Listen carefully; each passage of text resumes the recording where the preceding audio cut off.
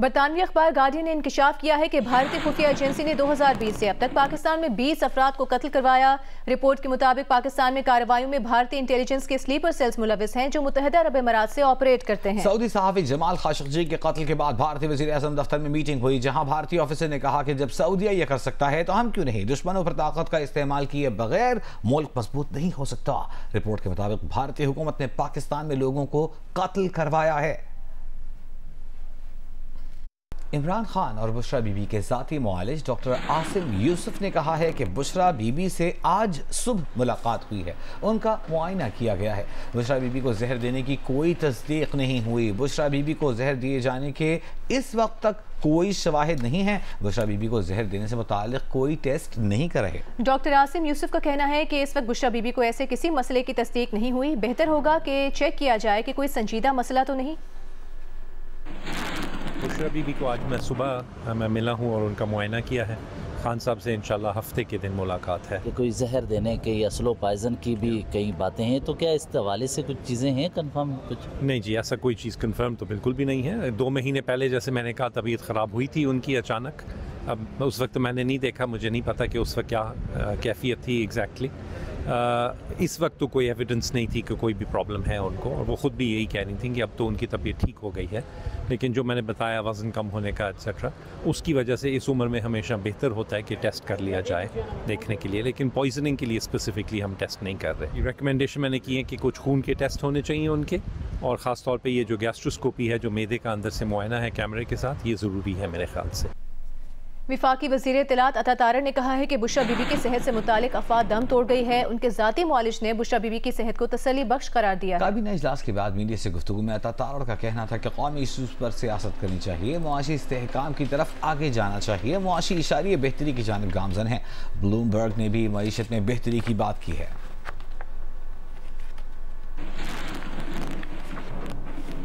Chairman Pakistan Peoples Party Bilawal Bhutto Zardari نے کہا ہے کہ عدالتی اصلاحات کے لیے آئین اور قانون میں جو ترامیم کرنا پڑی وہ کریں گے۔ بلاول بھٹو زرداری ذوالفقار علی بھٹو کی برسی کے موقع پر نوڈیرو میں تقریب سے خطاب کر رہے تھے۔ ہمارا ملک کا عدلیہ کی تاریخ ہے، اس کے اوپر ایک بہت بڑا داغ کو اگر ہم نے اب درست کرنا ہے تو ہمیں جوڈیشل ریفارمز کی طرف آگے بڑھنا پڑے گا۔ جو چارٹر آف ڈیموکریسی سائن کیا تھا مسلم لیگ کے ساتھ، اس میں ہم نے تقریباً 90% عمل درآمد کر دی۔ اگر کوئی کام رہ گیا تو وہ ہمارا چارٹر آف ڈیموکریسی کا جوڈیشل ریفارمز کا حصہ ہے۔ تو میں سمجھتا ہوں کہ یہ اب پاکستان پیپلز پارٹی کا مطالبہ ہونا چاہیے وفاقی حکومت سے کہ ہم وہ جو ہم نے وعدہ کیا چارٹر آف ڈیموکریسی کا، جوڈیشل ریفارمز کا، اس پہ ہم عمل درآمد کریں تاکہ ہم پاکستان کے عوام کو انصاف دلوا سکیں۔ یہاں آپ کو بتاتے ہیں کہ حافظ نعیم الرحمان جماعت اسلامی پاکستان کے امیر منتخب ہو گئے ہیں۔ ترجمان جماعت اسلامی کے مطابق نئے امیر کا انتخاب آئندہ 5 سال کے لیے ہوا ہے۔ ملک بھر سے 46,000 اراکین نے اپنا ووٹ خفیہ بیلٹ کے ذریعے کاسٹ کیا۔ امیر جماعت کے لیے 3 ناموں سراج الحق، لیاقت بلوچ، حافظ نعیم الرحمان پر منتخب تھے۔ حافظ نعیم الرحمان جماعت اسلامی پاکستان کے 6 امیر منتخب ہوئے ہیں۔ سبکدوش امیر جماعت اسلامی سراج الحق پارٹی کے 5ویں امیر تھے۔ جماعت اسلامی کے بانی امیر مولانا سید ابو الاعلیٰ مودودی تھے۔ میاں طفیل، قاضی حسین احمد اور سید منور حسن اس سے قبل جماعت کے امیر رہے ہیں۔ حافظ نعیم الرحمان 1972 میں سندھ کے شہر حیدرآباد میں پیدا ہوئے۔ ان کے والدین کا تعلق علی گڑھ سے تھا۔ انہوں نے حیدرآباد کے علاقے لطیف آباد کی جامع مسجد دارالعلوم سے قرآن مجید حفظ کیا۔ حیدرآباد سے میٹرک کیا، جس کے بعد ان کا خاندان کراچی منتقل ہو گیا۔ حافظ نعیم الرحمان نے NET یونیورسٹی کراچی سے BE سول انجینئرنگ میں کیا اور اس کے بعد کراچی یونیورسٹی سے اسلامی تاریخ میں ماسٹرز بھی کیا۔ زمانہ طالب علمی میں ان کا تعلق اسلامی جمعیت طلبہ سے رہا۔ وہ جمعیت کراچی اور پھر صوبہ سندھ کے ناظم رہے۔ انہیں 1988 میں اسلامی جمعیت طلبہ کا ناظم اعلیٰ منتخب کیا گیا۔ وہ 2 سال اس عہدے پر رہے۔ سن 2001 کے بلدیاتی الیکشن میں وہ ضلع وسطی کراچی کے ایک یونین کونسل سے نائب ناظم منتخب ہوئے۔ حافظ نعیم جماعت اسلامی کراچی کے جنرل سیکریٹری اور نائب امیر بھی رہے۔ حافظ نعیم الرحمان 2013 میں امیر جماعت اسلامی کراچی منتخب ہوئے۔ اپنے دور امارت میں انہوں نے کراچی میں پانی اور بجلی، شناختی کارڈ اور رہائشی اسکیموں کے حوالے سے عوام کے مسائل پر آواز بلند کی۔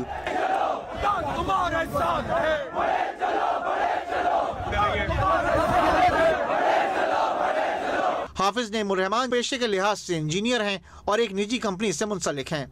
खेलों में इन्हें क्रिकेट और अदब में उर्दू शायरी पसंद है। उनके 3 बेटे और 1 बेटी है। जिस वक्त जमात इस्लामी की अमारत का ऐलान हुआ उस वक्त पीपल्स पार्टी के रहनुमा सईद गनी हाफिज नईमुर रहमान से मुलाकात के लिए इदारा नूर हक कराची आए हुए थे। मुलाकात के दौरान नायब अमीर जमात इस्लामी कराची उसामा रजी अचानक उठे और हाफिज नईमुर रहमान को गले लगाकर इत्तला दी और इस्तकामत की दुआ दी। हाफिज नईमुर रहमान अमीर जमात मुंतखब होने की इत्तला सुनते ही जिम्मेदारियों के एहसास से अश्कबार हो गए। पाकिस्तान ने कलअदम तहरीक तालिबान पाकिस्तान से मुज़ाकरात के लिए अफगानिस्तान की तजवीज़ मुस्तरद कर दी है। तर्जुमान दफ्तर खारिजा ने कहा कि पाकिस्तान कलअदम TTP के साथ किसी किस्म के मुज़ाकरात नहीं कर रहा। तर्जुमान ने कहा कि पाकिस्तान ने दहशतगर्दी के वाक़यात में मुलव्विस दहशतगर्दों की अफगानिस्तान में मौजूदगी पर अफगान अबूरी हुकूमत को आगाह कर दिया है। अफगान हुकाम से तवक्को रखते हैं कि वो कलअदम TTP के खिलाफ कार्रवाई करेंगे। नेपरा ने गैर ज़रूरी लोड शेडिंग करने पर के इलेक्ट्रिक पेस्को, केस्को, हेस्को और सेप्को पर मजमूई तौर पर 25 करोड़ रुपए जुर्माना मई और जून 2022 में ओवर लोड शेडिंग की बुनियाद पर कर दिया है। कराची की सेशन अदालत ने बीवी पर तेजाब फेंकने का इल्जाम साबित होने पर मुलजिम कौसर अब्बास को 14 साल कैद और 10 लाख रुपए जुर्माने की सजा सुना दी। नून लीग के रहनुमा और विफाकी वजीर अमीर मुकाम ने कहा है कि खैबर पख्तूनख्वा में गवर्नर राज का खतरा है क्योंकि वजीर आला खैबर पख्तूनख्वा और स्पीकर और deputy speaker Khyber Pakhtunkhwa assembly election commission की बात ना मानकर अपने हल्फ की खिलाफ वर्जी कर रहे हैं। प्रोग्राम कैपिटल टॉक में तहरीक इंसाफ के सेनेटर हुमायूं मोहम्मद ने कहा कि ईद के बाद हुकूमत के खिलाफ एहतजाजी तहरीक चलाएंगे। इलेक्शन कमीशन ने जिनको नोटिफाई किया है आपको उससे ओथ लेना है और उस ओथ के बाद आपको इंतखाबात कराने। तो एक ताज्जुब की बात है कि नहीं स्पीकर उसको मानना है और हमारा चीफ मिनिस्टर जिसने आईन और कानून के तहत ओथ लिया है वो आप अपने ओथ की भी खिलाफ वर्जी कर रहे हैं। कहते हैं कि हम मानते ही नहीं, तो किस चीज़ को मानेंगे और कानून और आईन और मुल्क किस तरह चलेगा। तो इससे क्या बहरान आगे आ सकते हैं, सब कुछ आ सकते हैं कि जब वो नहीं मानते, पूरी गवर्नमेंट नहीं मान रही है और या ये तो दूसरी तरफ भी जा सकते हैं। तो दूसरी तरफ जाते हैं तो वही गवर्नर राज भी लग सकते हैं, दूसरी चीज़ें भी आ सकते हैं। आप तहरीक चला रहे हैं ईद के बाद। हाँ, हमारा हक बनता है, हमारा वो बनता है, हम क्यों ना चलाएं। साबिक असिस्टेंट सुपरिटेंडेंट रावलपिंडी जेल मजीद कुरैशी का कहना है कि जुल्फ़िकार अली भुट्टो शहीद को बेनज़ीर भुट्टो से आखिरी मुलाकात में जंगले के बाहर से मिलने दिया गया। बेनज़ीर भुट्टो की आंखों में आंसू थे।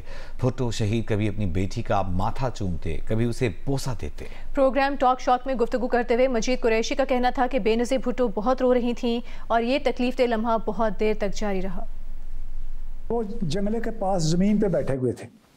अब बेनज़ीर भी उनके पास जाके ज़मीन पे बैठ गई और बेगम साहबा जो थी उनके लिए अपने कुर्सी रखी हुई थी, वो कुर्सी पे बैठ गई और बेगम साहबा जो थी बिल्कुल एक हैरत का मुजस्मा और उनकी आंखों से आंसू जो थे हल्के हल्के निकल रहे थे।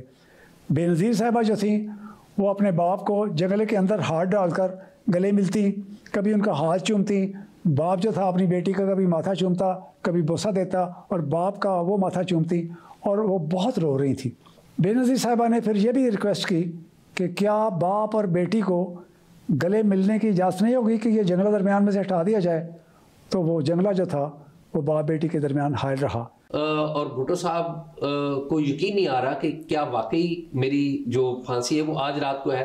फिर आगे अब मैं उनके पास बैठ गया और मैंने उनको बूस्टअप करना शुरू कर दिया। उनके बिस्तर पे साथ उनके बैठ ज़मीन पे बैठ गया मैंने उनको बूस्टअप करना शुरू किया कि भुट्टो साहब you R a politician and you R A historian, और आप कहा करते थे कि अगर कभी ये वक्त आया तो मैं रस्से को चूम कर गले में डालूंगा।